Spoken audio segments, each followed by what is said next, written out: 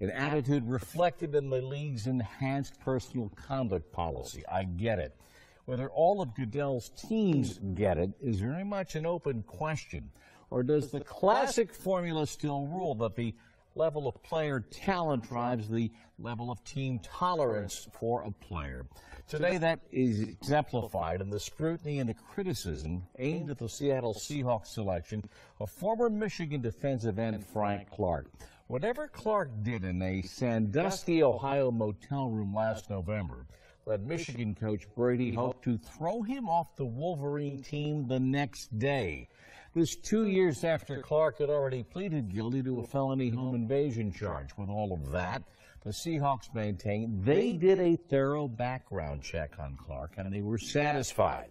Seattle used their first draft selection, number 63 overall, to take Clark on Saturday. Now let's go back to 2012, prior to the NFL draft that year, when Seahawks general manager John Schneider, along with Pete Carroll, of course, the architect of that Super Bowl championship team 2 years later, said, these are Schneider's words, "Suffice it to say, we would never, ever take a player that struck a female or had a domestic dispute like that or did anything like that." So now, last November, police were called to a motel in Ohio responding to the reports of a disturbance. The Perkins Township Police report quotes a hotel employee as saying a guest phoned the front desk saying it sounded as if a head was being bounced off the wall, and that the guest said small children ran from that room saying, quote, "Frank is killing our sister."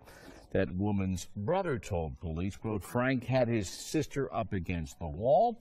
His sister was trying to fight back, and Frank grabbed her by the throat, picked her up off the ground, and slammed her to the ground while also landing on top of her."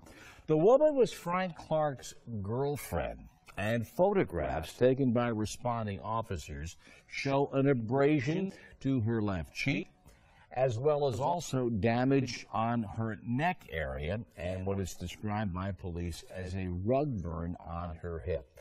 Clark was arrested. He was charged with misdemeanor assault and domestic violence and spent 3 days in jail. 4 weeks ago, that charge was pleaded down to disorderly conduct. Now, again, the original incident occurred just weeks before the league unveiled its new personal conduct policy last year. Yesterday on ESPN Radio in Seattle, Brock Heward asked Seahawks general manager John Schneider about Clark's selection. The mistake is that he, put himself in an awful situation, and, there was a lot of arguing going on and yelling and screaming, and that's why it was a disturbance of the peace, and, the police were called.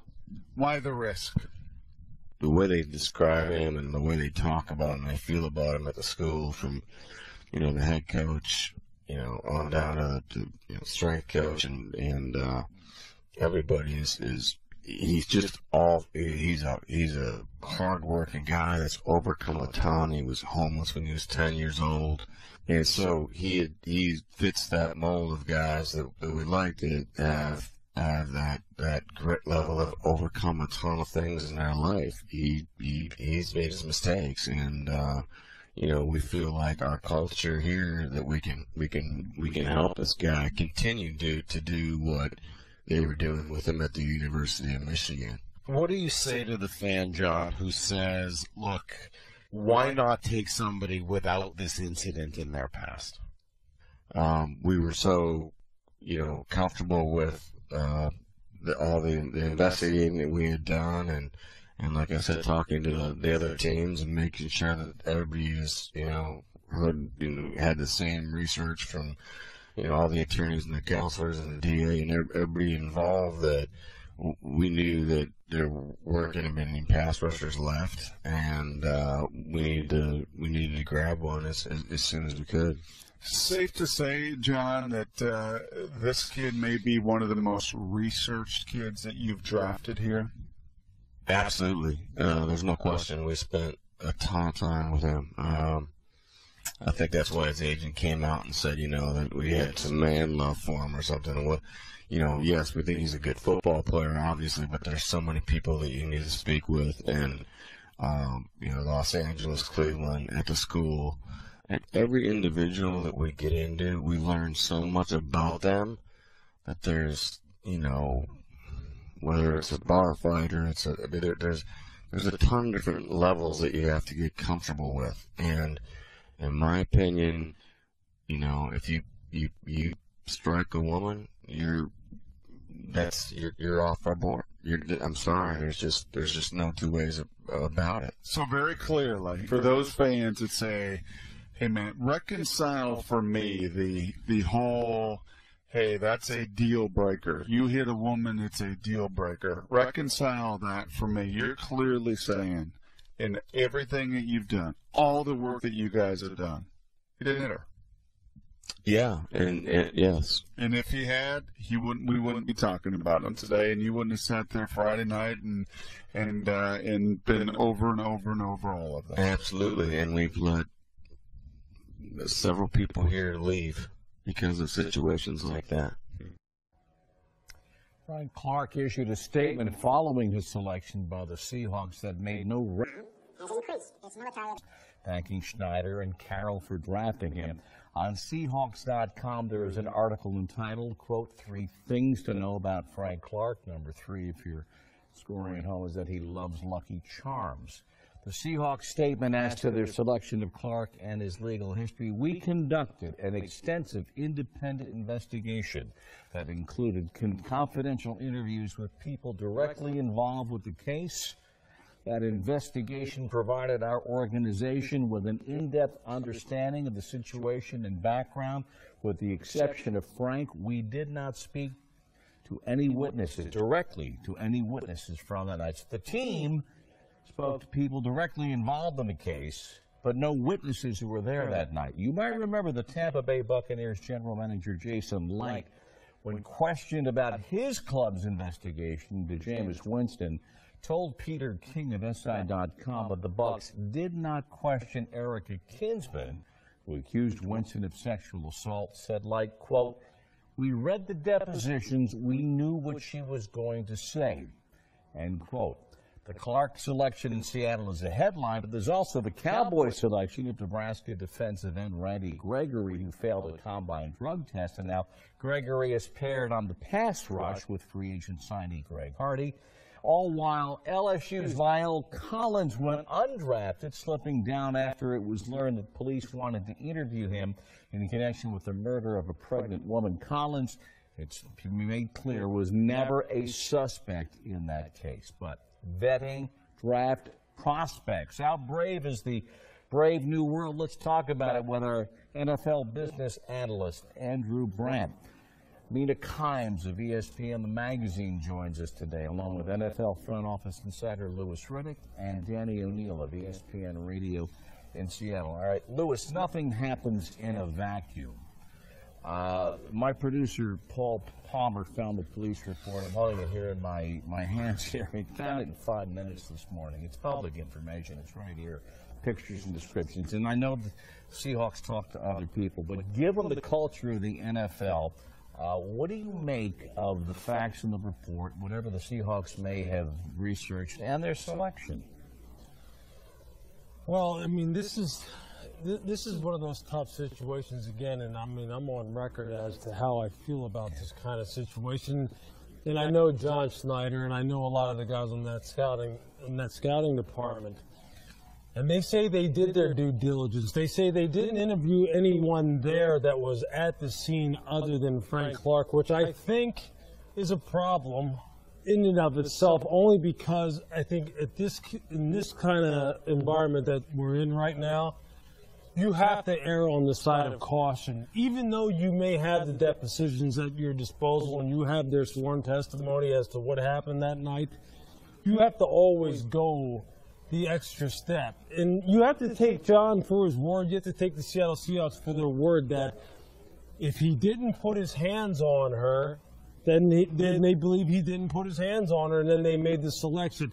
It's a slippery slope. I mean, this is a very, very explosive situation here. You know how I feel about it. These kind of situations are very, very, very sensitive with me.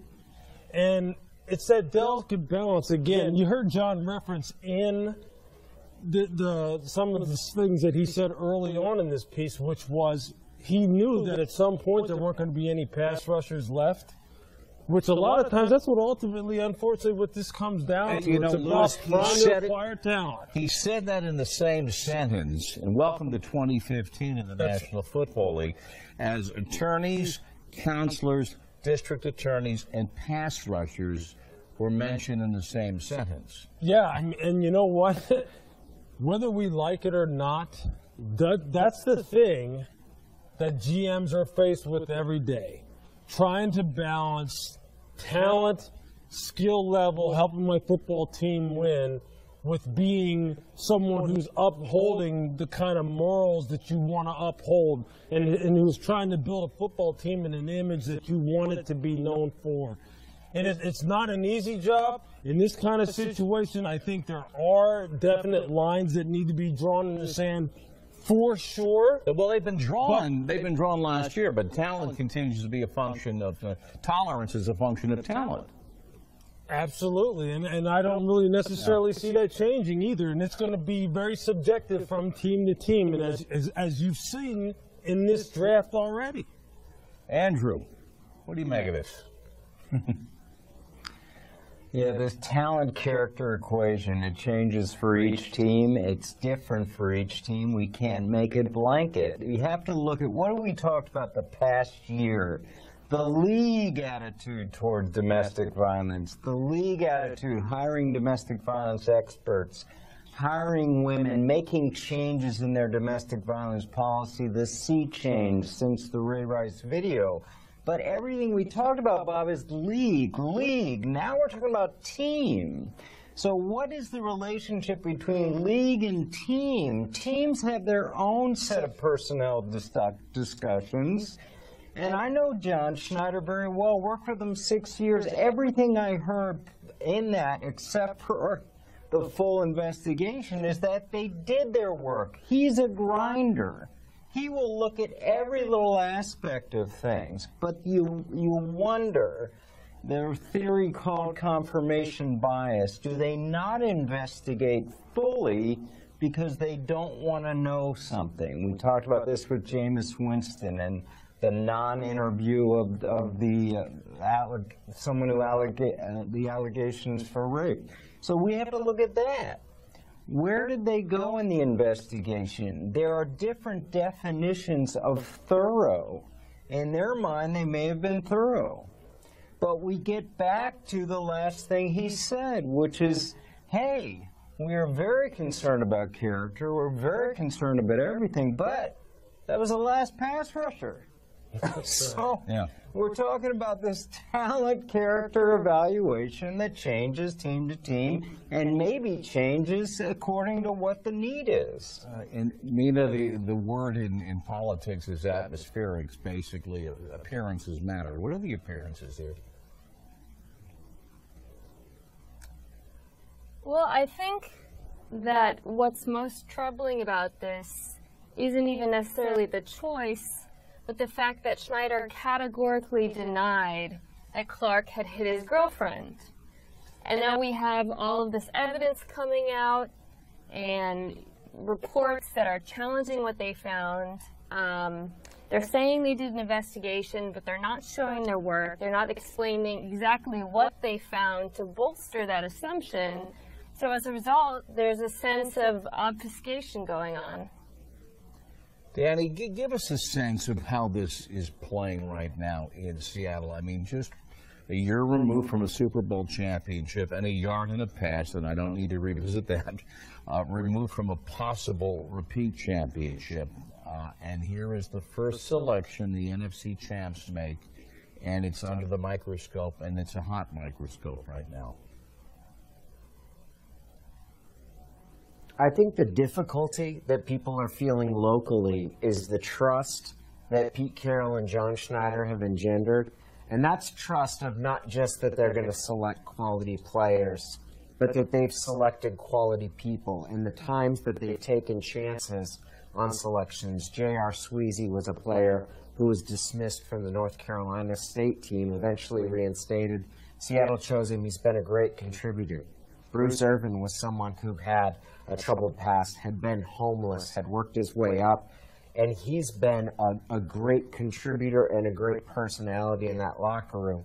To take something like this, where you have a player who has such a visible and frankly startling incident, and to try to reconcile that with the actions in the front office that has shown that when guys don't fit in and when guys are problematic, that they're not willing to move on. This isn't a team that has let talent trump. That wasn't the case with Percy Harvin a year ago. So trying to reconcile all those things, I think people locally are working through it here. They feel and are very trusting when you say of working John through it, and his judgment, are there unhappy and they're people? trying to. Yeah, definitely. There are people, and it is on the radio. It has been a polarizing topic because there is no one who advocates domestic violence. Clearly. There's no one in this day and age that will look at that and say, it's okay. How do we not enable it? And that's kind of the question that's going on. No, it's a social issue, Lewis. It's an administrative issue and a cultural issue for football. And as Andrew talked about, yes, the commissioner can impose, as the union would say, a personal conduct policy on all league employees and try and centralize that out of New York. But you've got the teams. What responsibility, if any, can the teams realistically be expected to shoulder for the pre-draft conduct of their players under that personal conduct policy? Any? Yeah, I mean, that's a good question. No, I mean, really, look, team by team here, as Andrew spoke to, and as I've mentioned numerous different times here, you're going to have teams that have this line that's going to be much closer and be much tighter and much less forgiving, and teams that are going to be much more forgiving, much more lenient. But I do agree in the general overall sentiment being this, that no one, I think, in the National Football League in any way, shape, or form right now is willing to put up with anyone putting their hands on a woman. I don't think there's There are pictures here that suggest you're that right, happens. but you see, here's the thing. I mean, I know John Schneider. He's the guy who actually got me started in personnel back in 2001 in Washington. And I would have to take John for his word that given what he has found out and what he has investigated, and I'm not privy to what he knows and the people that he has interviewed. If he is saying that he believes, based on everything that he's been told, that he never hit her, I know the pictures are graphic and they're disgusting, and I'll tell you what. For me, our first inclination is to say he obviously put his hands on her, and he caused those abrasions. He caused the welts on her, it looked like on her cheek. But we don't know what they know. I don't have that information. I don't have it. I haven't seen it. 3 eyewitnesses in the police report too. It's not a debate, not to debate the point, but and I understand what you're saying about Schneider, and you know him well. Yeah, it's tough. I mean, it's a tough situation. And I tell you what, if I had any inclination that is what happened, that this is me making this call, look, you already know, Bob, what I'm going to say. Yeah. I mean, he's gone. It's over with. They're probably already leaning that way anyway. So this is tough. It's tough without having all the information. This, Bob. Go, Danny. I would say this, knowing John Schneider and having covered him for 6 years, they've done a very thorough investigation. And while they haven't talked to witnesses, they've talked to people that were involved around the case. Pete Carroll mentioned on Friday night, speaking to the counselors that Frank Clark was involved with as after the incident occurred. And the characterization, obviously, some sort of altercation took place. But Seattle's conclusion was that he did not, in the course of that altercation, strike her. That's the team conclusion. Let me ask Andrew. Can I just jump in? Go ahead, Mina, Bob? please. Yes. Yeah, I don't understand how any of us can say they did a thorough investigation if they didn't talk to the witnesses who were named in the police report. And you know, extremely willing to talk based on the report that came out today. You know, we're saying we trust them based on their past record, and I agree with that. But simply put, this was not a thorough investigation. Yeah, the Seattle Times interviewed two of the people. All right, Andrew, back to the point of the league's edict on personal conduct and what the league can reasonably expect. I mean, there's a team responsibility. If you're not proactive as a team administrator, even under the old policy, going back to when Goodell first came into the league as commissioner, there was that team responsibility. All right, you're running a team, something like this happens. Can you be expected to shoulder any of the responsibility prior to the draft? Yeah, that's the real question here. I mean, the league has been shown, league executives, league owners, league working club executives have been shown these educational videos, these presentations that have started almost a year ago since the Ray Rice video. All this educational stuff is being filtered out to the teams. The question is, at the moment of truth in that draft room, are they going to listen to that, or are they going to go with the instinct? And as I keep saying, the best pass rusher available. Those kind of things. Here's the problem, Bob. This, as you said, we're 2015. That police report we found in 5 minutes. Things are going to come out. So when you make statements like that, you have to be ready for these police reports, this information, witnesses, etc., to come out and have an alternative opinion, because you can't make blanket statements. You can have opinions on domestic violence, and you're saying you're never going to take a player, but then you have to understand this all comes out. It's always going to be there. And as Mina said, there are witnesses. There are people in this report that saw this. And these abrasions, it's hard to think of ways it happened without the way we all think it happened. Well, Mina, culture change always takes time, but to the extent that there's been a lot of effort from the NFL office with their hires, with their initiatives, with their penalties, with their support systems, even since last September or December. What's your opinion of what we've seen in the NFL in the last 7-8 months? Well, I think, as everyone's been saying, we've seen a lot of changes on the league level, maybe not necessarily on the team level. However, I think what this case really brings out is this issue of honesty, whether teams are really being honest with themselves about what their priorities are. You know, a lot of people believe that players with issues in their past do deserve second chances. But the Seahawks didn't say, oh, you know, he just deserves a second chance. We don't know what happened. They said he is innocent. Danny, has he been to town yet? I think he has not been here as far as I know. He'll be here on Friday for a rookie minicamp. It's possible that he came in here. I think what Mina has said is incredibly important about the thoroughness of the investigation. And when we look at things at a big level, what constitutes a thorough investigation? And maybe that needs to be re-gauged, recalibrated. Especially, we've talked about both the Buccaneers not interviewing the victim and the victim in this case not being interviewed by the team. I'm not sure if that's an appropriate thing for the NFL or NFL teams to be pursuing, but I also want to make sure that we're not eliminating the victim's perspective from the investigation. Well, they're not doing it necessarily to feel good, but to get all the information about somebody. In the case of Winston, they're about to drop $25 million on. I agree with that, but I also wonder if having a potential employer talk to someone who is a victim, is that asking that person to go through the process of being a victim again and account for that? Is that really appropriate? Would domestic violence experts advocate for that sort of thing? You know, there is precedent, Andrew. I think back to the case of Terrell Pryor before he came into the league.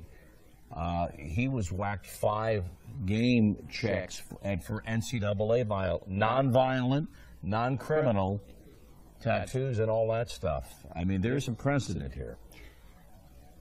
Yeah, I asked the league about that because pre-NFL behavior getting disciplined, and they said that was a different issue. It was a supplemental draft issue. It was trying to manipulate the process because he got in trouble after the regular draft and got out of school, and there was a suspension. Now, we can debate whether that's dismissive of this, distinctive of this, but they told me this morning that no pre-NFL behavior can carry discipline, but it can be a factor in future discipline. So if something happens again, it'll be more than 6 games for Frank Clark. We've got more to talk about. We will on OTL Extra. Andrew Brandt, thanks so much. Lewis has made his way already over to NFL Insiders at the bottom of the hour, 2:30 Eastern Time. Mina, thank you. And Danny as well, thank you for joining us from Seattle.